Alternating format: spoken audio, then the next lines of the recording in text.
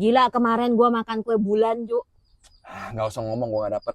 Emang lu tahu kemarin itu hari apa? Tahu dong, Mid Autumn Festival. Ya, kemarin itu adalah hari melihat bulan. Dan di hari tersebut biasanya ada satu makanan yang kalau lu nggak makan berarti lu kafir. Gue nggak dapet, jadi gue belum makan. Kita Mahal. hari ini bakalan berbicara tentang mooncake. Atau kue bulan.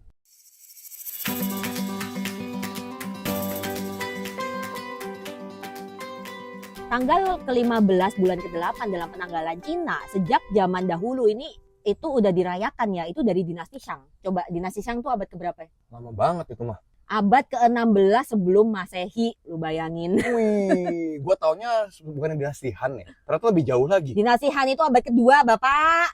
Iya, makanya berarti lebih jauh lagi. Lebih jauh lagi, 1500 tahun sebelum itu, orang itu sudah merayakan yang namanya Chungchuche Mid Autumn Festival. Walaupun ketika itu mereka belum makan kue bulan. Oke. Tapi kue bulannya sendiri itu baru muncul kalau nggak salah ya kayak yang tadi lu bilang, era dinasti Han. Oke. Sebenarnya mereka ngerayain kue bulan tuh buat apa sih sebenarnya? Cuma ngeliatin bulan sama makan kue gitu. Jadi ini ada legendanya. Kalau di zaman dinasti Shang dulu, orang itu awalnya merayakan untuk menandai musim panen. Oke. Karena Cina kan 4 musim ya. Musim semi itu musim semai, musim panas itu buat mengairi irigasi, musim gugur itu musim panen, musim dingin hibernasi. Oke. Saatnya lu tidur makan tidur. Nah, ketika era dinasti Zhou ini setelah Shang, jadi dia itu sekitar abad ke-10 sebelum Masehi, muncullah sebuah legenda yang kalian ini pasti juga tahu nama dewinya ini adalah Dewi Chang'e. Coba. Beginilah cinta deritanya tidak akhir. Itu cuma kayak Nah, anjing. tapi bener Chang'e yang itu kan? Iya. Yang si Tianfeng naksir sama Chang'e. Nah, terus dia jadi babi abis itu. Jadi Jenderal Tianfeng ini ketemu sama Chang'e di perjamuan kekaisaran, jatuh cinta, mencoba menggoda, ketahuan kaisar langit, dihukumlah anjir, Aduh. masuk beginilah direinkarnasikan cinta. jadi babi. Deritanya tiada akhir. Tapi Chang'e yang mau gue ceritain bukan di sini. Oh, Itu bukan. dia udah jadi Dewi Bulan. Bukan Sun Gokong ya? Bukan. Bukan. Oh, salah.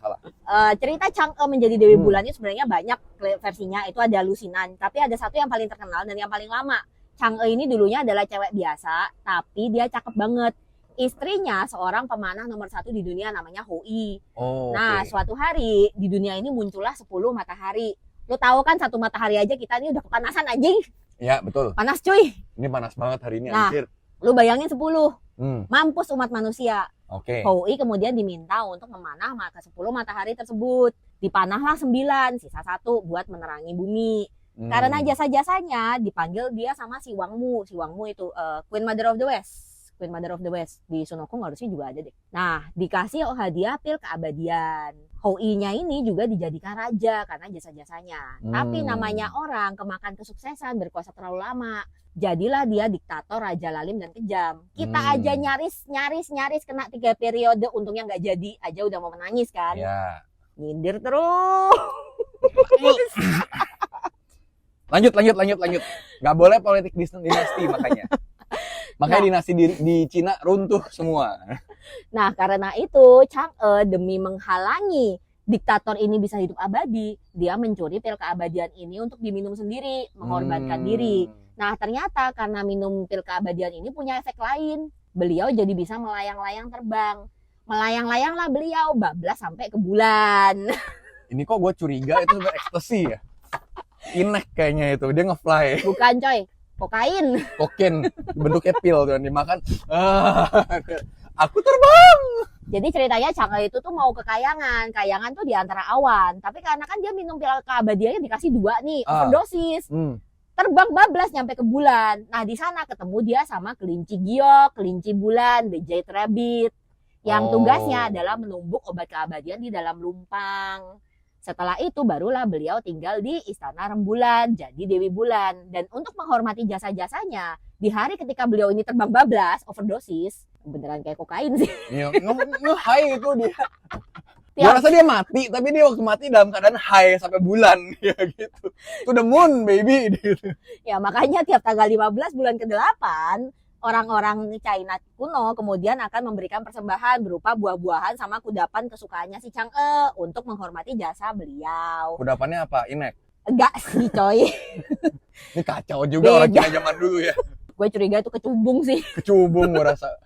Ya itulah ceritanya Dewi Bulan Chang'e dan perayaan Chongchuche atau Hmm. Mid Autumn Festival. Dan salah satunya yang dihidangkan di hari tersebut adalah kue bulan. Oke. Nah, kue bulan ini bentuknya kan bulat nih. Orang China itu sangat suka dengan simbolisme. Iya. Tahu sendiri kan Stop kita dulu. lagi New Year aja harus ada makan ikan, yang ikannya harus full. Kemudian nanti Lantern Festival harus ada tangyuan yang bulat-bulat, ya kayak gitulah. Dan kalau bentuk bulat ini bagi rakyat Tiongkok kuno sampai modern sih itu melambangkan reuni, Antara persatuan siapa? keluarga.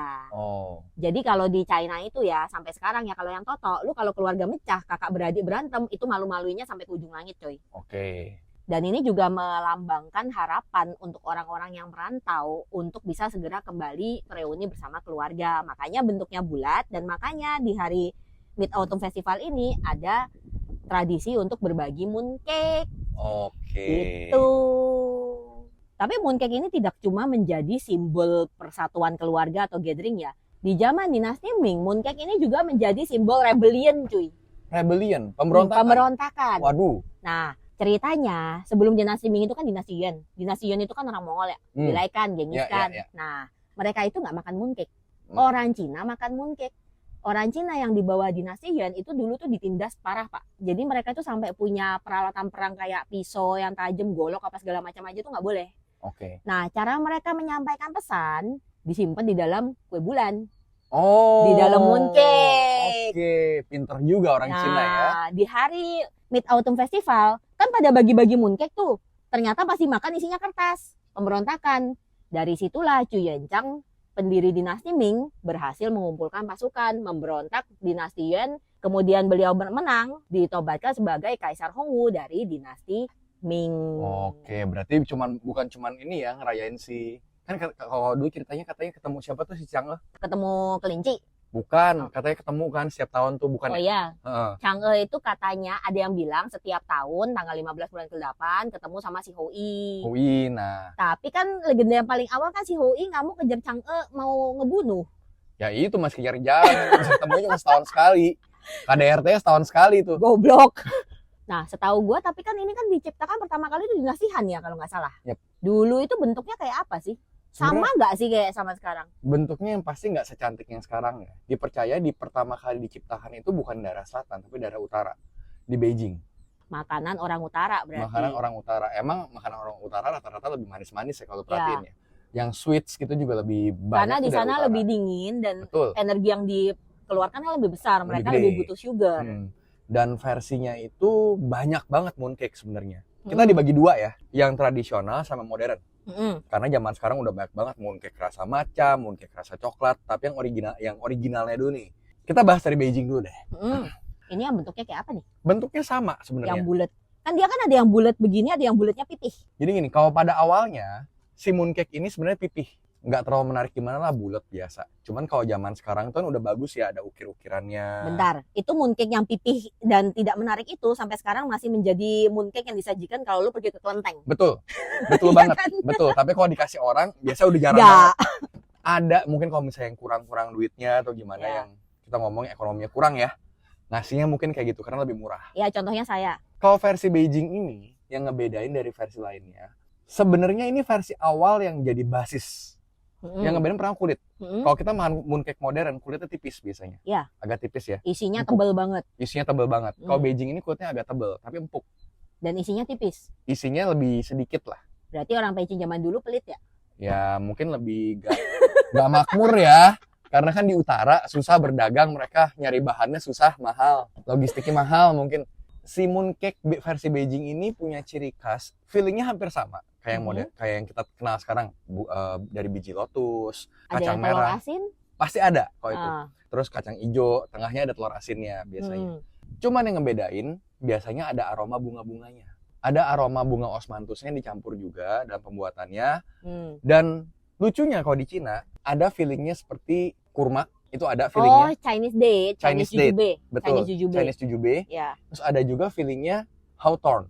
Hawthorn itu yang kalau kalian makan tanghulu, Oh, buahnya ya, hawthorn berry. hawthorn berry, itu juga ada feelingnya. Arbe. Arbe. Kita nyebutnya arbe. Nah, dan uniknya kalau versi Beijing ini juga biasa ditambahin kacang-kacangan. Biasanya kan kacang merah, kacang hitam merah. Bukan, gitu ya. asin kacang whole. Oh, oke. Dipotong-potong Ini kecil. menandakan sesuatu kah?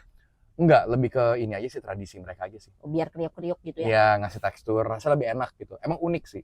Versi kedua ini versi yang paling umum seluruh dunia makan, yaitu versi Guangdong. Versi Guangdong itu kulitnya tipis, Isinya tebel. Isinya lebih tebal, yaitu biji bunga lotus, kacang hijau, kacang merah. Tengahnya masih sama. Ada telur asinnya. Telur asin. Karena telur asin ini yang dia yang melambangkan bulannya. Betul. Guangzhou lebih makmur, Pak. Makanya feelingnya tebel. Betul. Banyak bunga lotus di sana. Nggak nyampe ke Cina. Ke Beijing nggak nyampe. Bagian luarnya ini versi Beijing sama Guangzhou itu sama. Dibuatnya dari tepung terigu, gula, dan minyak. Standar berarti ya? Standar sebenarnya. Sebenarnya di versi lain juga sama. Yang bedain itu cuman ada satu daerah yang khusus. Daerah apa nih? Cuman Suzhou yang agak beda. Bagian luarnya. Isinya pun beda. Apa digabungin kayak sutra? Enggak sih. Ulat sutra. Anjir. Enggak.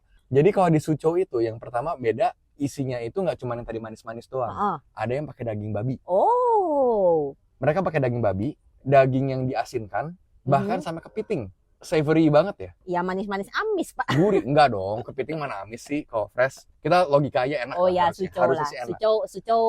Suzhou kota makmur fresh juga. Dan dia salah satu pusat kuliner di Cina juga. Nah, bedanya kulit luarnya ini seperti pastry. Seperti pastry berlapis-lapis dan garing. Tapi jangan bayangin kayak ini ya. Jangan kayak kue sus ya. Lebih mungkin kayak mirip croissant. Tapi croissant. Tapi nggak semengembang croissant gitu. Iya. Croissant, sorry. Cuman dia doang yang beda nih. Kita masuk ke satu daerah khusus. Yang ini beda di feelingnya. Yunan itu penghasil apa? Babi. Yang khas dari Yunan itu apa? Xinhua ham. Xinhua ham itu adalah salah satu ham paling mahal di China. Betul. Which is itu yang bisa makan biasanya adalah, kalau di Beijing ya maksud gue ya. Itu yang bisa makan cuman pedagang kaya, orang kaya, aristokrat, bangsawan. Sultan lah yang bisa makan. Sultan. Nah, kalau di sana diisinya pakai Xinhua ham, Pak. Berarti apakah kalau di Yunan itu yang bisa makan kue bulan cuman orang kaya? Atau di sana Xinhua ham itu justru malah jadi makanan rakyat jelata? Logikanya kalau di sana lebih murah lah. Iya kan? Beda sama zaman sekarang dong. Transportasi gampang. Kalau zaman dulu kan dibawa ke Beijing udah mahal. Bener juga. Bawanya berapa bulan? 3.000 kilometer. 3.000 kilometer. Ya kan? Ya, jelas lebih mahal kalau di tempat lain. Cuman yang membedakan di situ. Kulitnya hampir sama, feelingnya berbeda di sana. Tapi rasa-rasa manis original itu tetap ada. Berarti dia lebih rasanya gabungan sweet and savory dong. Betul. Kayak orang Jawa Tengah ya, makan apapun dikasih kecap manis gitu ya. Kalau ini manis, yang penting kalau kue bulan. Yang lucunya, negara di Asia Tenggara ada yang memiliki ciri khas khusus sendiri, yaitu Vietnam. Indonesia mah biasa kita terima beres udah. Bener juga. Ya kan? Oh di bawah udah jadi, ya udah kita bikin. Apa nih cetakan dari Cina? Oh ya beli. Oke, tinggal ya udah. Oh begini caranya, ya udah bikin yuk, udah. Nah di Vietnam ini sebenarnya versi asli tetap ada. Yang membedakan ada satu kue bulan yang bagian luarnya itu dibikin dari beras ketan. Beras ketan. Betul. Jadi biasanya yang tadi dibikinnya tepung terigu ya. Betul. Berarti ini beras ketan. Berarti dia tuh lebih kayak ciwi dong. Ya. Ya kayak tteokbokki ya. Betul. Agak ciwi-ciwi gitu, empuk-empuk, kenyal-kenyal gitu. Nah, itu tadi yang tradisional.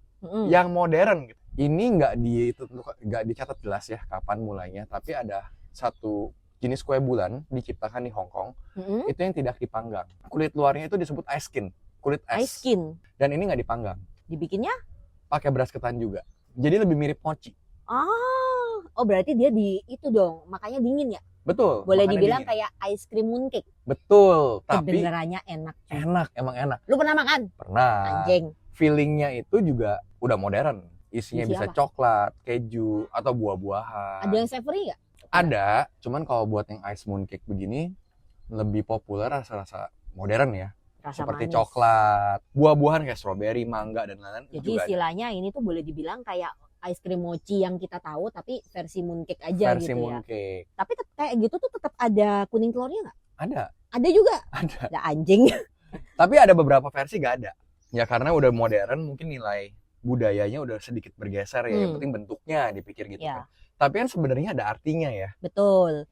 Mooncake ini dia bentuk bulatnya itu punya arti. Artinya adalah gathering, family gathering, kebersamaan, reuni, membawa harapan di mana kita bisa selalu berkumpul dengan keluarga. Sedangkan kuning telurnya itu yang setahu gua itu tuh melambangkan bulannya. Betul. Makanya itu harus ada. Tapi kalau tadi jadinya kayak ice cream mooncake sih, kalau ada kuning telur sih aneh juga ya.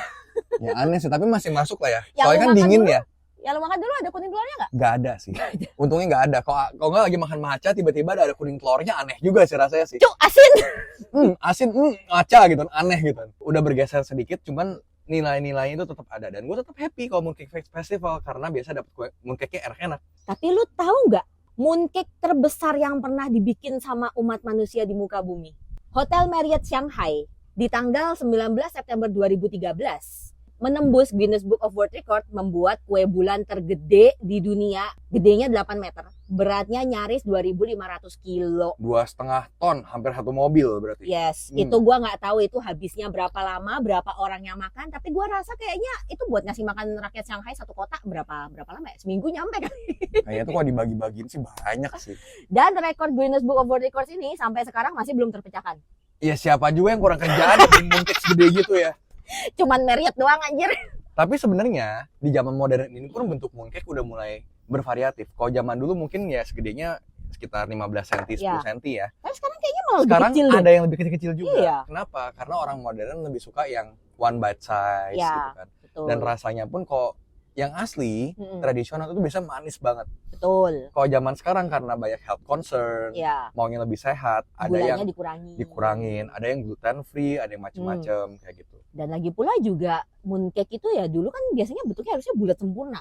Zaman sekarang kan ada cetakannya kayak bentuk kembar. Iya, sebenarnya itu udah lebih variatif aja, yang penting Ya. bulat. Dan biasanya sekarang ada ukir-ukirannya. Betul. Ukir-ukiran ini juga biasanya ada artinya. Huruf China. Huruf Biasanya China. dia kayak huruf Fu, melambangkan hoki gak sih? Cuan. Ya sama keberuntungan. Ya, Fu itu hoki, cuan. Ada lagi Chai itu kekayaan. Ada lagi Kang, Jian Kang itu kesehatan. Ada lagi Shou. Ini sebenarnya yang paling sering itu Shou justru. Shou itu melambangkan umur panjang. Umur panjang. Jadi kayak doa-doa lah, kita memberi orang, terus kita wishing you all the best gitu kan. Kok nggak ada yang ngasihnya ai? Itu mah buat Valentine, goblok. Jadi gimana dengan kalian sendiri? Apakah di tahun ini kalian sudah berbagi kue bulan atau mungkin malah dapat dikirimin? Atau kalau saya sih belum ya. Jadi kalau ada yang mau ngirim boleh lah kirim ke Food Chronicles yang mahal-mahal kan. Boleh share di kolom komentar kalau ada yang mau ngirimin ke Bapak ini. Kebetulan beliau juga lagi jomblo ya. Dan episode kali ini adalah bagian dari Tasting China. Kalau kalian suka sama video ini, jangan lupa like, comment, dan subscribe. Dan share video ini ke seluruh dunia. We gonna see you on the next video. Bye-bye. Bye-bye.